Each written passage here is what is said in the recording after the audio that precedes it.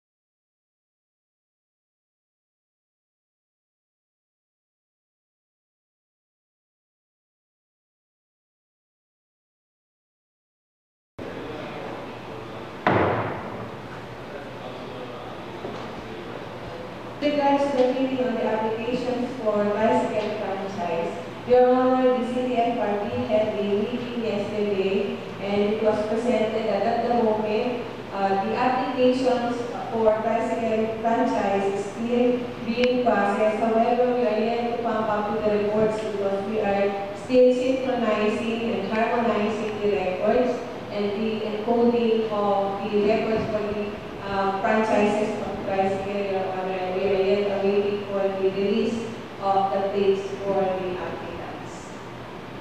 Thank you, Mr. Presiding Officer. I respectfully move that the reading of the minutes of the 13th regular session of this council held on October 22 of this year be dispensed with.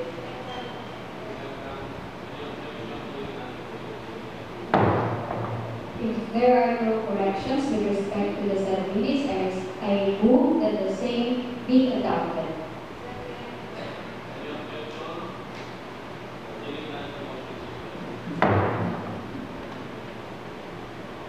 Mr. Presiding Officer, I move that the reading of the minutes of the 14th regular session of this council held on November 5th of this year be dispensed with.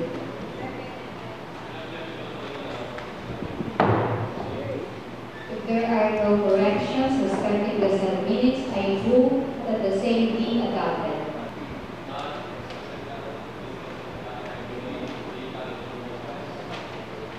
Of business under one first reading, proposed resolution authorizing the local chief executive of Santiago City to provide assistance to Global City that has been running schedule of lighting the lineup. Sponsored by all members of the City Council, the councilors began as the main author. Number 3, proposed resolution encouraging all government officials and employees, civil society organizations, the business sector, institutions, and all other able such as to provide relief assistance to all the victims of Super Typhoon Yolanda. Introduced by all members of the City Council with Councilor Sigan as main proposal. Letter C. Proposed resolution authorizing the City Mayor, Honorable Joseph Salvador Tan, to enter into an executive forum and in behalf of the City Government of Santiago, Memorandum of Agreement with the Local Government Academy and Department of Education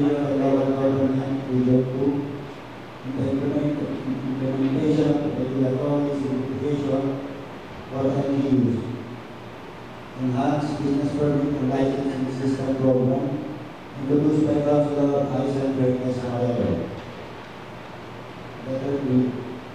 Proposed resolution authorizing the City Mayor Honorable Joseph Salvador Tan as one of the signatories on behalf of the City Government of Santiago in lieu of former City Mayor Honorable Anita Navarro his time deposit amount number 1361-1285-2 with the land bank of the Philippines, Santiago City Branch. Number 2, letters, petitions, resolution. Letter 8, letter from Ms. Evelyn G. Valenzuela dated October 30, 2013, requesting for settlement intervention under claim at the Office of the Federation of Single Citizens.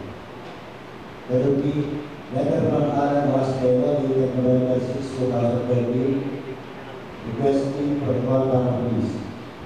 Letter C, letters from Mr. Pablo A. Miguel and Mr. Francis P. Morena et al.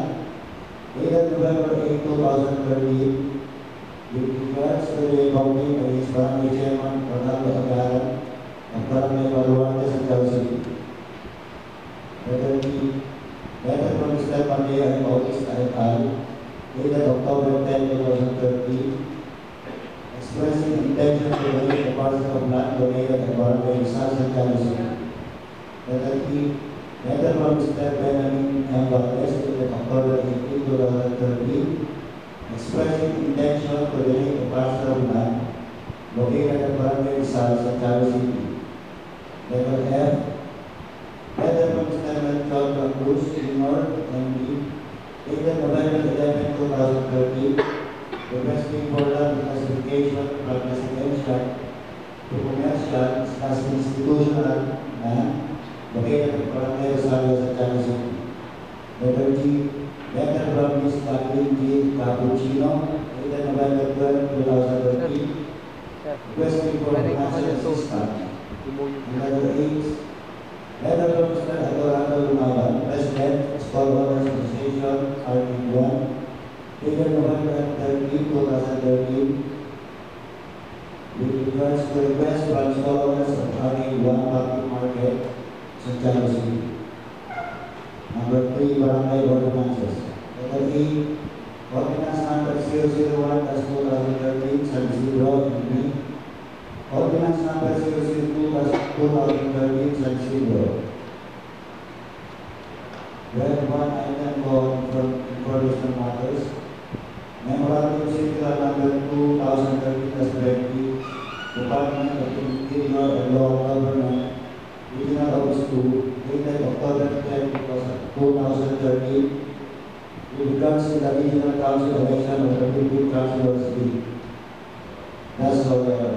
So I move that we include under committee reports the committee report number 2013-05 of the HC Council of the Committee on Groups. I so move.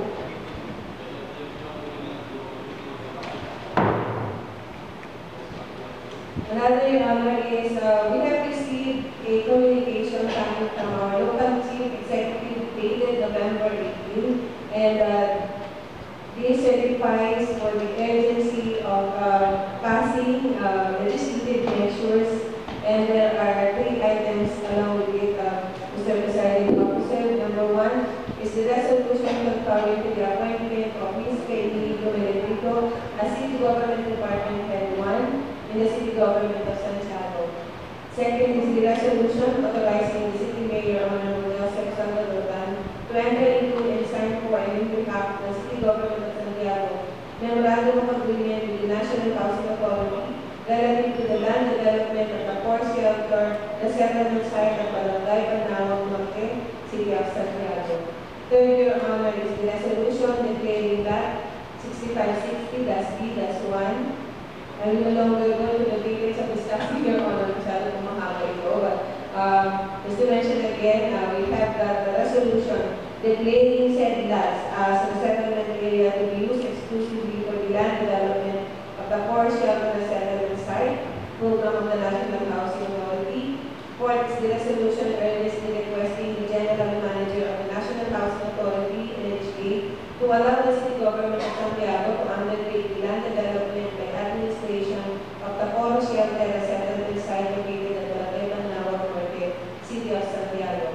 Figure honors the resolution respectfully signifying the commitment of the city government of Santiago to undertake mobilization and site preparation as its counterpart relative to the land development program of the Foro Shelter Settlement Site located at Barangay Manawag, City of Santiago. And the sixth and the last item is the resolution expressing the commitment of the city government of Santiago to provide socio-economic services and facilities as well as livelihood programs to benefit the poor, shelter, and settled families of Barangay Manawag, Norte, City of Santiago. With this, I so move and may I request for the support of the fellow members of this council for its inclusion in today's business of today. I so move, Your Honor. Finally, Your Honor, may I move that we adopt the business of the day as amended. Thank you, Mr. Presiding Officer. I move to include a letter from the City Mayor dated November 12, 2013 as a certification of urgency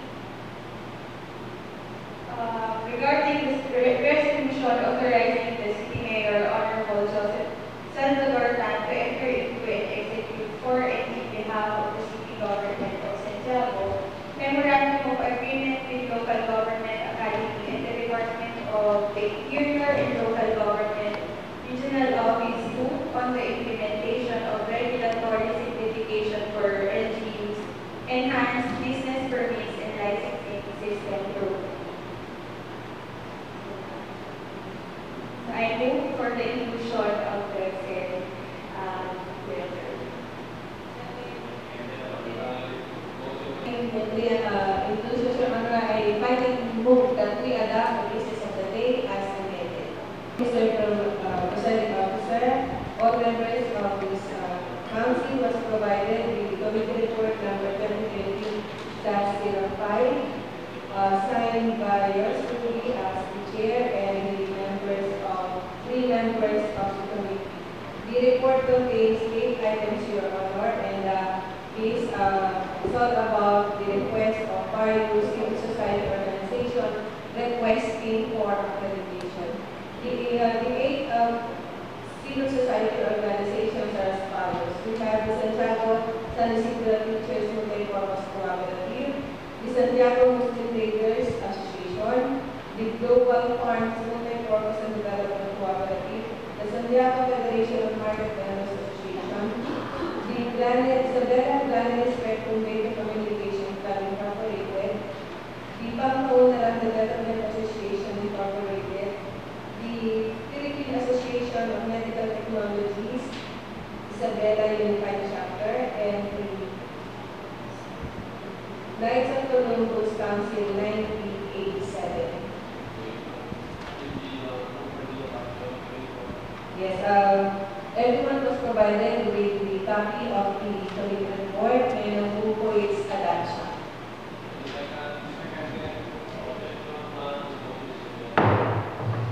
There is an attached resolution, Your Honor, with regards to the recommendation endorsed by the committee.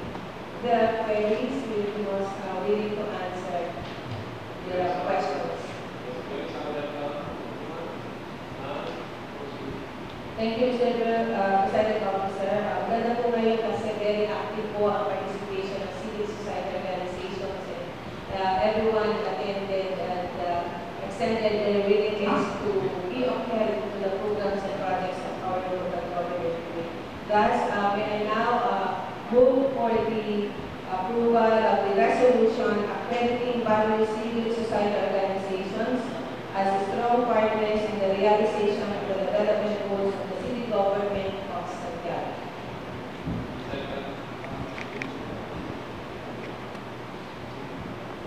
I move for its approval, Your Honor.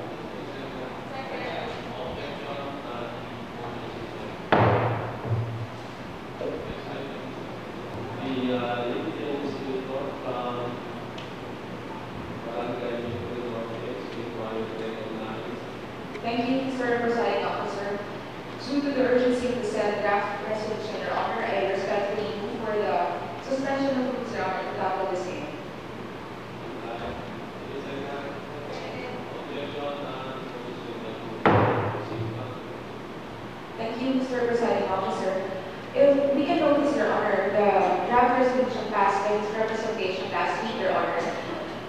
is outdated. Medyo hindi po updated yung facts, so I have provided the members of this council, Your Honor, of a new version of the said draft resolution. Nabigyan po tayo ng kopya kanina bago po nag-start ng ating session, Your Honor. May I move, Your Honor, that we amend the said draft resolution to the new version, Your Honor, of the draft resolution authorizing the local chief executive of Santiago City to provide assistance to victims of Super Typhoon Yolanda, International Boating Haiyan, and for other purposes, Your Honor.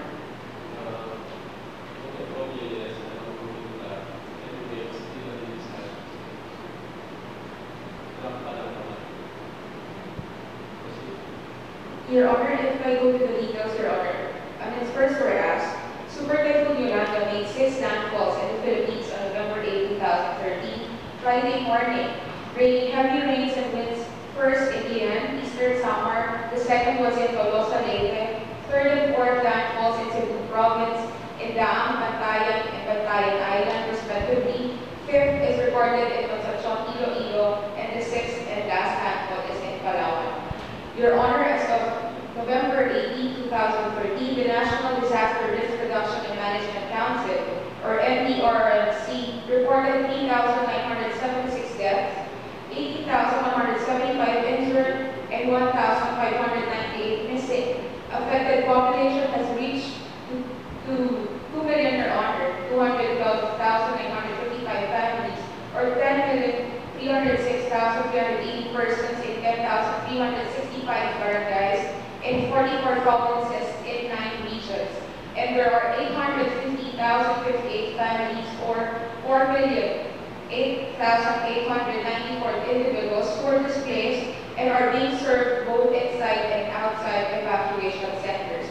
As of November 18, Your Honor, yesterday, 2013, the total cost of damage has been pegged at 11.6 billion, Your Honor.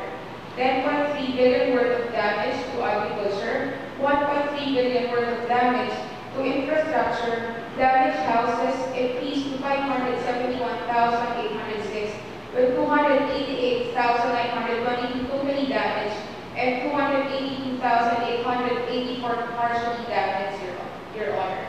I think, Your Honor, it's each and everyone's responsibility to react and respond to the call, Your Honor. Natulungan po natin yung mga kababayan po natin doon sa mga apektadong mga lugar na na-cause po ng storm surge doon po sa area niyo.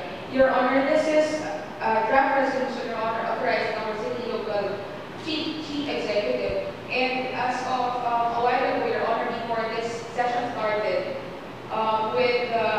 if I may quote, Your Honor, our city legal office has confirmed that our chief local executive is donating, together with our authority, Your Honor, 100,000 for the said affected areas. And it was also confirmed through our majority leader, Councilor Ernie Alvarez Reyes. So if there are no more questions, Your Honor. Questions? Yes. This is not a question, Your Honor, but rather a clarification, since we had here with us the presence of non-paying people. If I will be clarified pertaining to where the fund will be coming from, I want to clarify this. What was indicated in the draft resolution that it will be coming from the local disaster risk reduction and management fund. However, what I have heard, it will be coming from the donations out under the mayor's office. So if they can give us clear source of fund to be donated. Can I move for the suspension of the shareholder for the city council president to give us information? Your Honors, when we discussed this matter with the budget officer has recommended that we will get the funds from the local disaster reduction fund. Thank you, Madam Tatay. Practice na siya, parang mamaya. So, anyways, thank you for the clarification. So, I think the source of fund facilitated in the proposed council facilities in proper order. Thank you.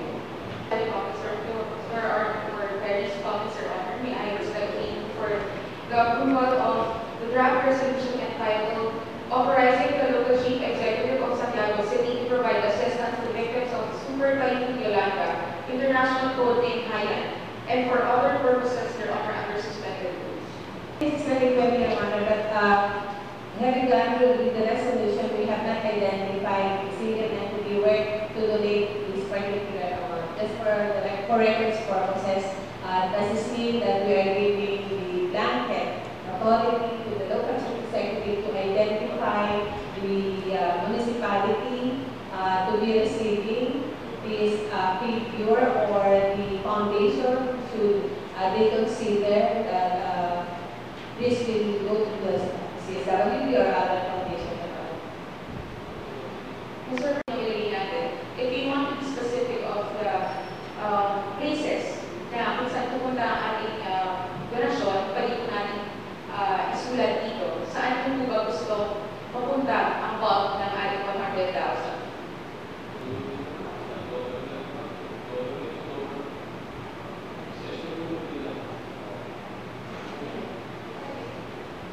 Thank you, Mr. Presiding Officer. We already have adopted the measure, and it says it has no clear indication kung saan po. So I guess we will leave that to the chief executive, and I think they will be taking note of the suggestions that since we are a government entity, we will enforce this to also with another local government unit less affected by the thing. Thank you. Resolution. Mr. President Officer, may I hear you? Yes. Thank you, Mr. President Officer. I just noticed that in this subject measure, it is not indicated here the kind of assistance the city government of Quiapo will be giving. And I just ask the proponent or the main proponent of this measure.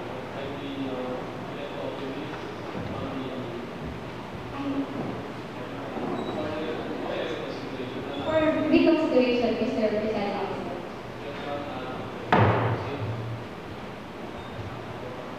Pertains to financial assistance from the local government. Financial assistance in the amount of 100,000. May I suggest that it be placed here the amount be indicated in the subject measures, Mr. President Officer.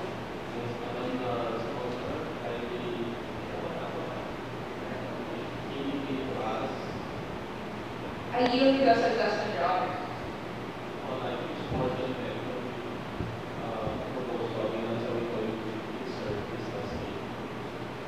It is the first resolved portion, Mr. President Officer, again, and reviewed councilor from Barangay Victory Norte. To provide financial assistance in the amount of 100,000 to victims of Super Typhoon Yolanda. The first resolved portion, Mr. President Officer.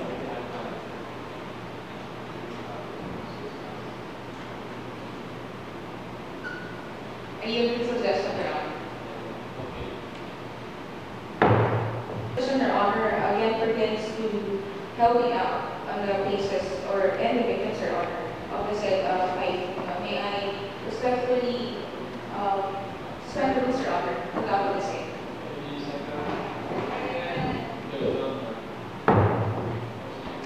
Your Honor, again, it was passed yet last week, so hindi ko updated yung figures of tax. So, pinagtan po natin ang bagong version this week with the latest updates from the Cabinet for Humanity Foundation and the NDRRMC. So, if there are questions, Your Honor, from the members of this council, if we can notice, Your Honor, in the first proposal, Your Honor, it only says there level of the tax. Dun sa bago po, nilagay na po natin yung details according to sa mga report. If there are no more questions, Your Honor, may I move for the approval of the draft resolution encouraging all government officials and employees, civil society organizations, the business sector, institutions, and all other able Santiagueños to provide relief assistance to victims of Super Typhoon Yolanda, International Code name Highland, and for other purposes, Your Honor, under suspended rules.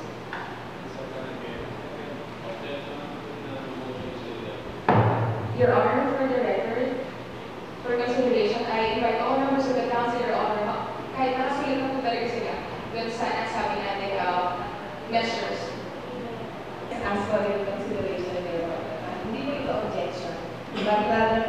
legality of the title.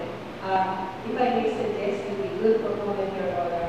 Kung pwede po gawin na lang natin, encouraging all government officials and employees, civil society organizations, the business sector, institutions, and all Sanchal dueños in general to provide relief assistance to victims of Typhoon Yolanda, the national pooling higher from other purposes. If I may, kasi po, if you put all other people Sanchal dueños, baka po mas likely yung mga persons with disability, they are also able naman kahit disabled sila. Magkaroon kami just for purposes na we take these things all in general direction.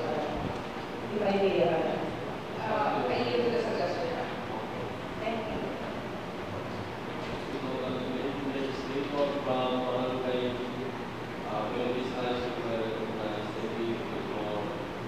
Thank you, Mr. Presiding Officer. Certified urgent by the City Mayor, I move to suspend the rules for the discussion of this resolution.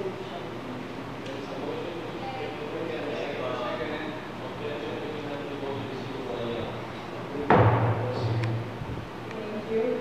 Last October 29, 2013, I being the chairman of the Committee on Trade and Industry, together with our City Mayor, Honorable Joseph Salvador-Tan, and Ma'am Agnes, our CGLO, together with representatives from the Office of the Business Permit and Licensing, attended the orientation on the said program, and we are more than privileged to be one of the recipients of this program, sponsored by the Department of Interior and Local Government and the Local Government Academy.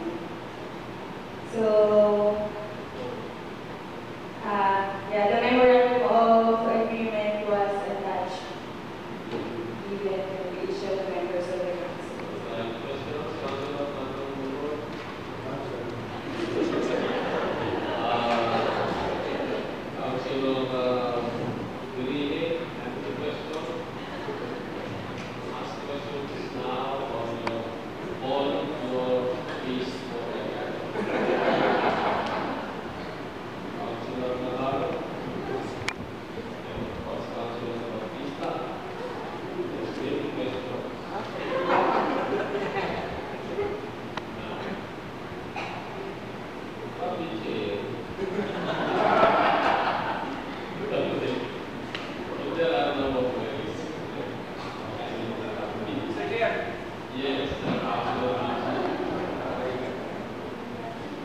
Move for all yung business.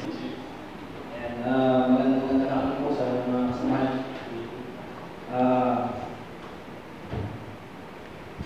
Mga proponent, kung may papasa po natin yung resolution na iyong sinusulong, para po sa kalan ng bawat isa, at syempre ng buong syudad ng Santiago, ano po bang magiging magandang may tutulog dito sa ating mga kababayan ng Santiago? Yun lang po. Programang ito po, from actually in-identify ng mga nag-attend from Santiago City kung ilang steps tayo ngayon, at meron po tayo 21 steps.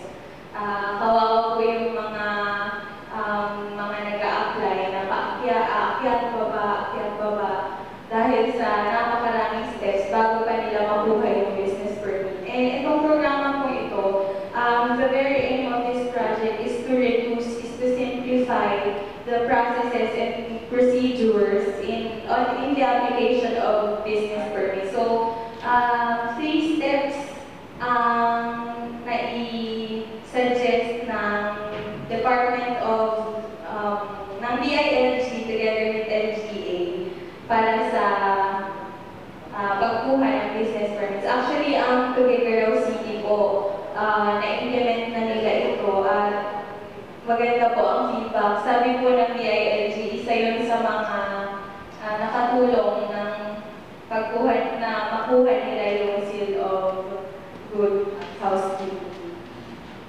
Yan po. Thank you, Mr. Presiding Officer. Just for the record, I do not object to such a measure. Nabanggit po kanina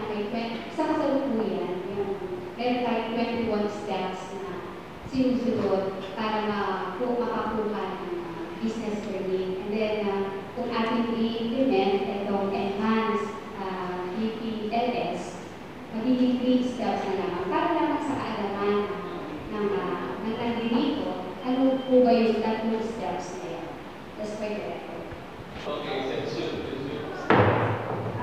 Ito po yung 3 steps. First is the submission of application form and requirements. Next, yung payment of fees and charges. Tapos yung third, inspection, sanity and sanitary, sorry. At Senro, tapos mag-release na po. Tapos yung ibang mga requirements po, pwede to follow na lang. Pero kahit wala pa po yung mga yun, pwede na po mag-release yung permits.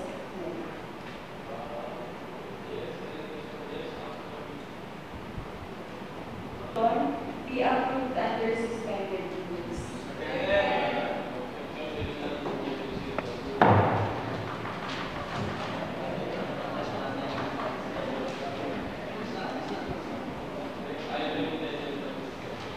Proposed resolution of the authorizing the city mayor, Honorable Joseph Sacadanta, as one of the signatories on behalf of the city government of Santiago, in view of former city mayor, Honorable Enriquez Navarro, in its time deposit account number 1361-1285-2, in the land bank of the Philippines, Santiago City Branch.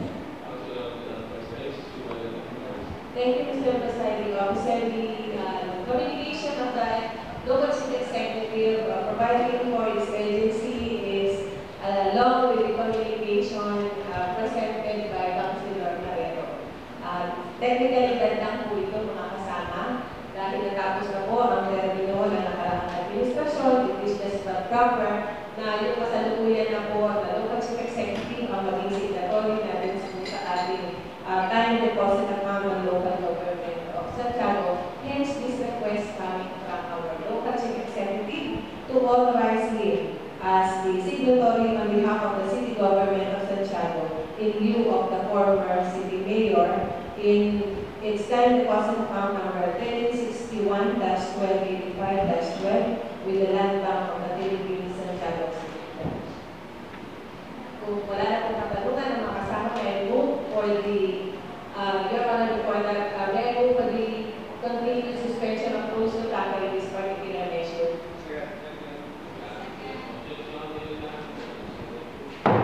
Having mentioned the urgency of this matter, Your Honor, may I move for its adoption under suspended rules.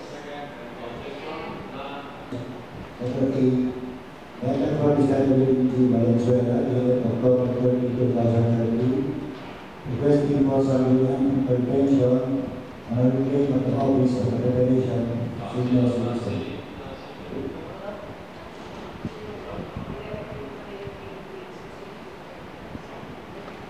Thank you, Mr. Presiding Officer. May I move your honor the above items under letters provisions, Your Honor, from letter A to letter H, we refer to proper comments, Your Honor.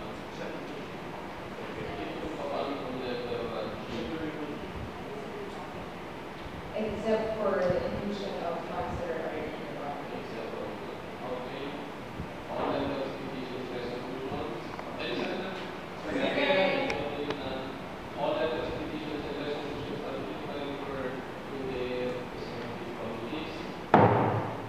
Letter A, letter from Emily Valenzuela, requesting for sanitary intervention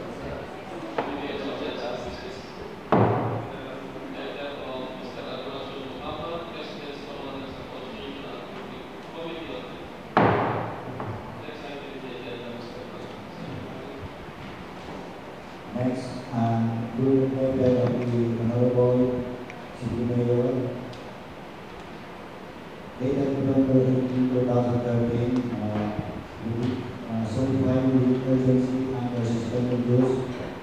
6 proposed measures.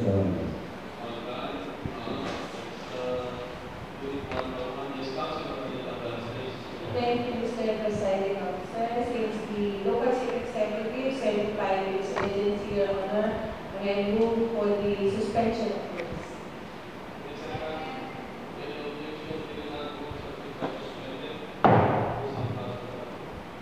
Doon po sa unang item, Your Honor, the local chief executive is requesting the office body to adopt the resolution or to pass the resolution contrary to the appointment of Ms. Kaini Gomelegito as City Government Department Head 1 in the City Government of Santiago. Ngayon hapon po, pagpilin po natin si Ms. Gomelegito para po dito sa consent na ito. Mas ngayon po siguro sa presiding officer to give her ample time to present herself to this office body before we further continue with the passage of the requested resolution. So, the rules are already suspended. Your Honor, may I request that she be given the speaking rights. Mr. Presiding Officer, members of the Honorable Council, good afternoon. I'm Kaini Gomelegito from Florida, Santiago City. I married one of the employee of the local government 2000. I married late. That's why I have 5 children. And I feel still single. I was employed after graduation, 1979. I was graduated in 1979 from National College with the degree of Bachelor of Science in Commerce major in accounting. And I passed the board exam in 1980. I was employed as assistant pastor, as one in the National Food Authority region office. And then I moved from one government office to from DPP, PNB, and then to the local government of Santiago. I worked at PNB for almost 7 years or 8 years before I transferred here the local government for the reason that PNB was then privatized. And to continue my government service, I moved here at local government. You don't indicate your age when you ask when you introduce yourself. I married 40 years old. 40 years old, got married. Any other question?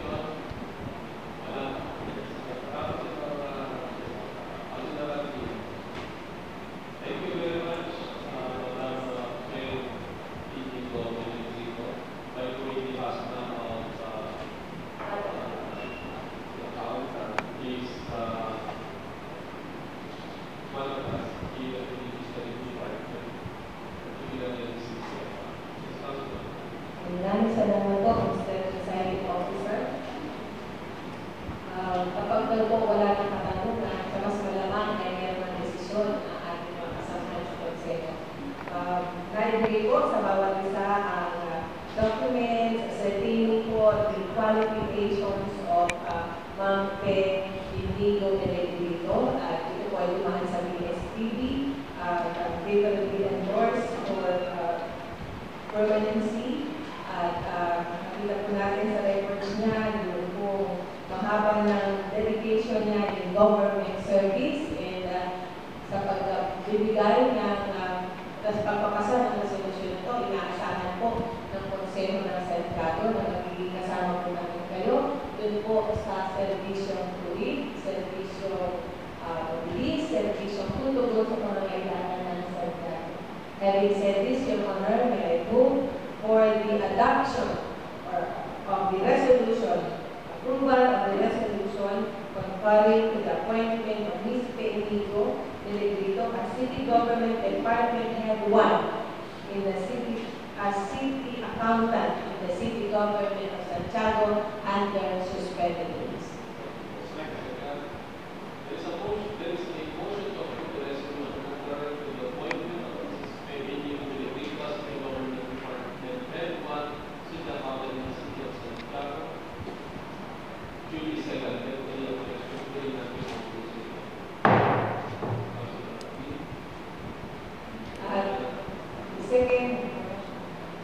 Second item, Your Honor, with regards to the communication of our local secretary pertains to the request for the passage of a resolution authorizing the city mayor, Honorable Joseph Salvador, to enter into and sign for and in behalf of the city government of Santiago memorandum of agreement with the National Housing Authority relative to the land development of the 4th Chapter 7 site of Barangay Manao Norte, City of Santiago.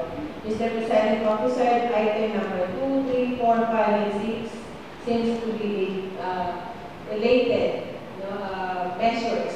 Thus, may I move for the suspension of rules to tackle this area. Okay. Mr. Presiding Officer, just about to suggest that numbers 2 to 6 be discussed jointly since they're unrelated, and so there will be no repeated questions on this one. Yes, the chair observes that items 2 to 6 involve issues that are intertwined, which are the resolution of which would necessitate the use of facts common to all. Because of that, we will be taking them all together and the move factual agreement with the Your Honor, we can be subject to the presence of our city legal officer, the person of attorney Paul Gerard Briones. And it is like, Your Honor, may I request that may I move that we grant him speaking rights in order to give information pertaining to the subject matter. Thank you, Mr. President Officer. The subject measure is authorizing our local chief executive to enter into a memorandum of agreement. This representation does not have a copy of the MOA, Mr. President Officer. I think there's a need for us to be given a copy of the MOA.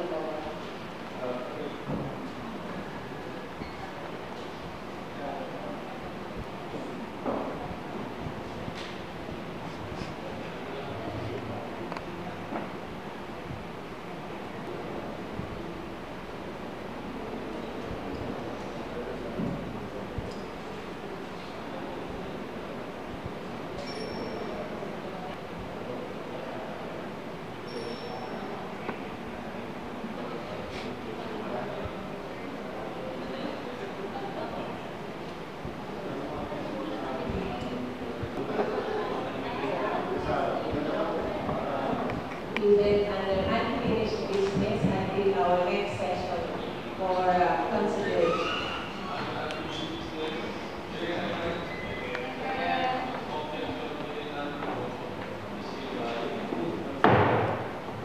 Ordinances, letter A, ordinance number 001/2013, San Isidro. Thank you, Mr. Officer. I move that the barangay ordinance of Barangay San Isidro be referred to their proper committee.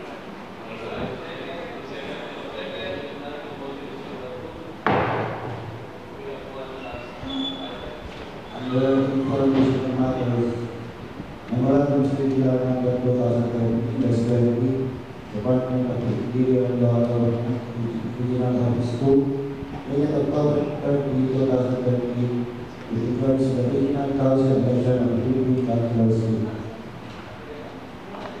In relation to memorandum circular number 2013/20, I have already signed the draft order for those who are attending the PC and regional council.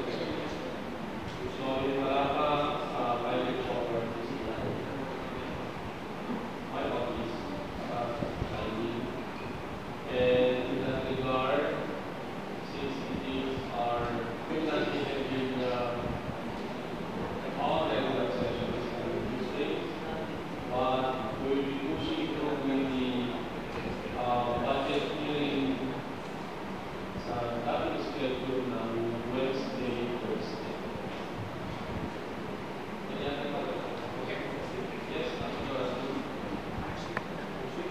Thank you, Mr. President. I wish to take up with South Valley with regards to two measures referred to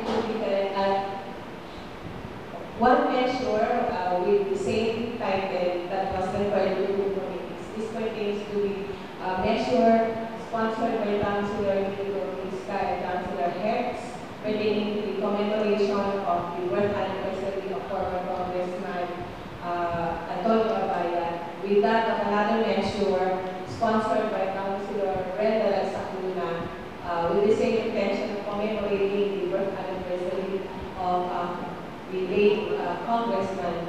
Since this was referred to two committees, Your Honor, the first being referred to the Committee on Education and the other one was referred to the Committee on Rules, may I request that to have a consistent discussion of this, that this be referred to only one committee, or if the chair decide that the joint committee be considered to tackle this in order for us to address this concern, Your Honor. All right, discussion of this matter should be off the record because they are not part of the agenda anymore. But let's take this as another place of meeting.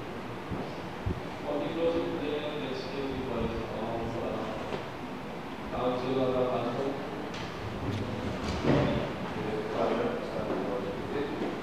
Almighty God, we thank you for what has been accomplished here today. In the matters discussed, serve as a catalyst to move us forward and see growth in all aspects of our lives. May we leave here recognizing you as the center of